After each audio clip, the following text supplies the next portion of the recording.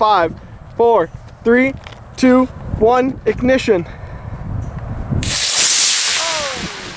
it worked! Wow.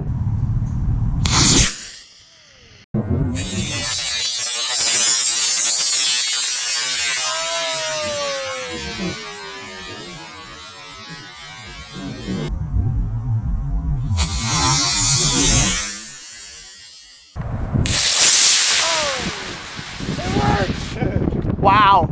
Wait, okay, watch for the ejection. Oh, no. Oh, it's ballistic. It should separate. You can hear it. That slammed into the ground. You can hear it.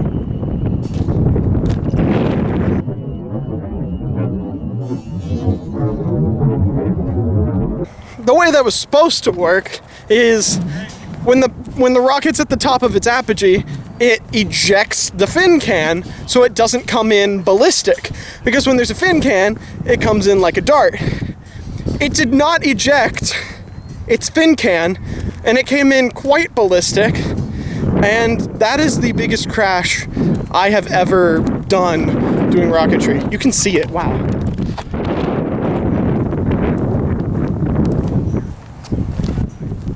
This is the worst crash I've ever done. That all separated. There's the, okay, wait. This is the engine lock, still connected. There goes the rocket. This is the nose. Motor came out. That motor's gonna be hot. All of your rocket wadding survived. Oh, good. Dude.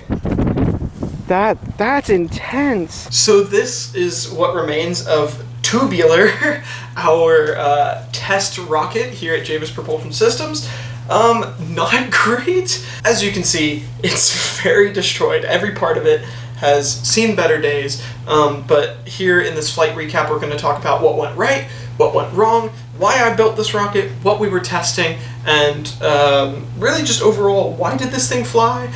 And why does it now look like this? So, Tubular was made out of a wrapping paper cardboard tube, and the test was, can we fly a wrapping paper tube as a rocket body? Is it strong enough? Can it withstand the aerodynamic forces? Can we mount parts to it? What are the dimensions for nose cone inserts and fin can inserts, stuff like that. How do we fly one of these, and is it even possible? Now, the successful part of this launch is we did determine it is possible. You can see in that flight that even though it did spiral around as it went up, it flew pretty straight and true. I mean, for how tall this thing is, for reference, it was taller than Cyclone. Cyclone is the biggest rocket I've ever flown, and while engine-wise and diameter-wise, it isn't quite as big, it was taller. So for this being the tallest rocket I've ever flown and a windy day, it flew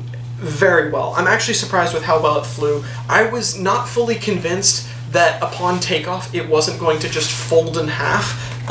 We were taking proper safety precautions. We were not fully sure that this wasn't going to just destroy itself on launch, but it didn't, and it flew well, and we were surprised that it flew well, but pleasantly surprised. Tubular was testing one other thing, and this is something that it did not successfully test or prove. The software simulations validated that this should be possible, and that is, for recovery, Tubular had no parachute on board. Now that sounds bad, it sounds like I made a missile, but that's not true. The point was that the parachute ejection charge would shoot the fin can out the back of the rocket instead of a nose cone and parachute assembly out the front of the rocket. Then the nose cone and body section has a large enough cross-section for its weight that it should have been able to just fall on down and just aerodynamically drag itself down. Essentially, the rocket is that the fin can did not eject itself. Not only did it not eject itself, we never saw a parachute ejection charge. So even though it's in shreds and it's delaminated, which is very interesting upon crash, So the rocket then, as you can see in the tracking shot, came in ballistic. This is not the first rocket we've had come in ballistic, but because of the material that assembles the body, not being a stronger rocket grade cardboard, instead being this cardboard, when it plowed into the ground, it plowed into the ground. I mean, we crumpled and destroyed all of this. I've never seen a tube destroy itself like this. We were really shocked. And then on the back end, same story. I mean, this is where the fin can connected to the rocket, and it slammed in the ground so hard that this must have come back around and hit too. Not really sure, but yeah, this thing tore itself apart on landing. And as you can see in that video, I'll play it zoomed in, but as you can see in that video, this thing just hit the ground hard. And it didn't hit grass or something that maybe would have been survivable. It hit concrete. Now, some interesting notes. One, you can see that this nose cone section has this big plug under it.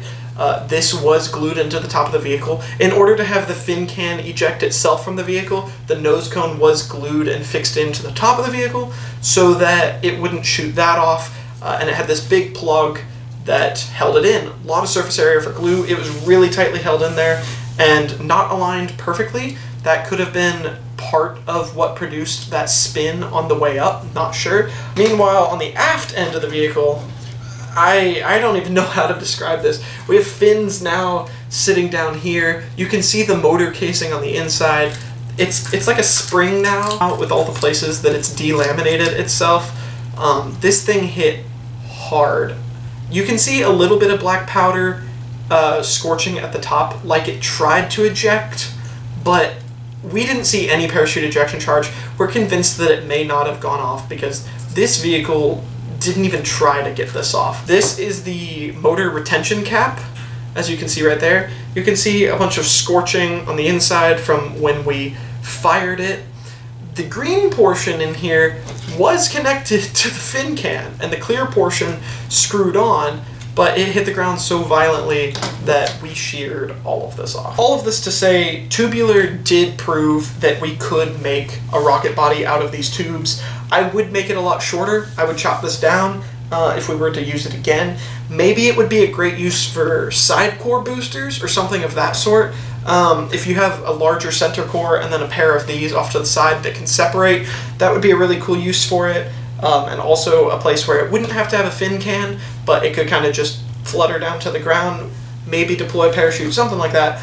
But we have proven that this flies, but on the other end, we have not been able to successfully test body drag recovery. I don't know if there's a real term for it, but that's what I'm calling it.